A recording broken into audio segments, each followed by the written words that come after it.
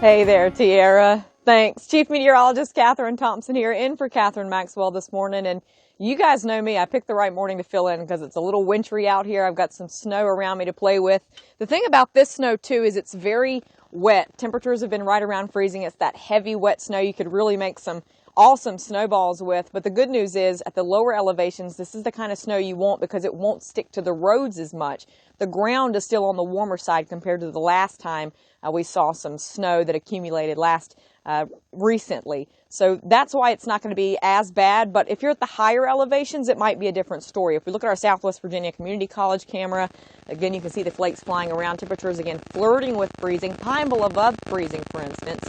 Temperatures for most, though, are right around freezing or just below. On occasion, we've seen some rain mixing in, if not some pieces of graupel, too, like these little snow pellets that will hit these shallow, warm layers of air. So there's kind of been a number of different precipitation types along with the snow.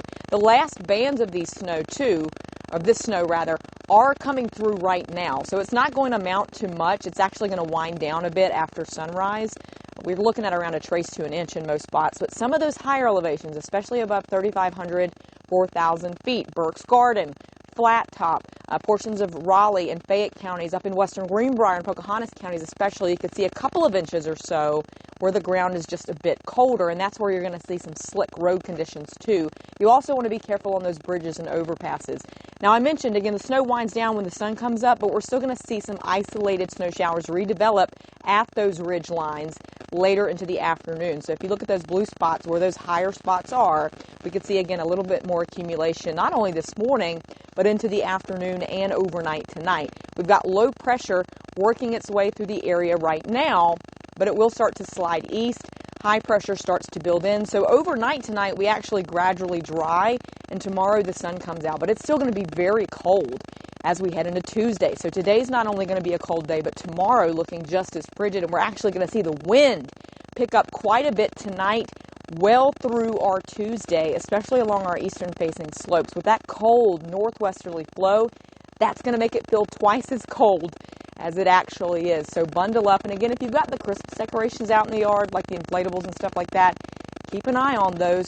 Make sure they're staked down, or maybe just leave them deflated the next few nights, because it could get gusty enough to kind of blow those over or damage them.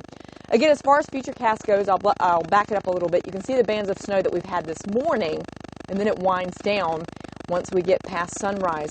Maybe even a break of sun in there somewhere, but it's cold. Again, a little bit of redevelopment of some snow at the high spots into the evening, but we see that fade. Temperatures tonight in the 20s. Tomorrow, again, only in the 30s again for Tuesday. If you're wondering when it's going to warm up, it will be a little bit later in the week when winds change direction, and we'll start to see some recovery with those temperatures. But the next couple of days, definitely feeling wintry. At least it gets you into the Christmas spirit. We warm up later in the week, but we could have some more snow at the beginning of next week. Back to the studio.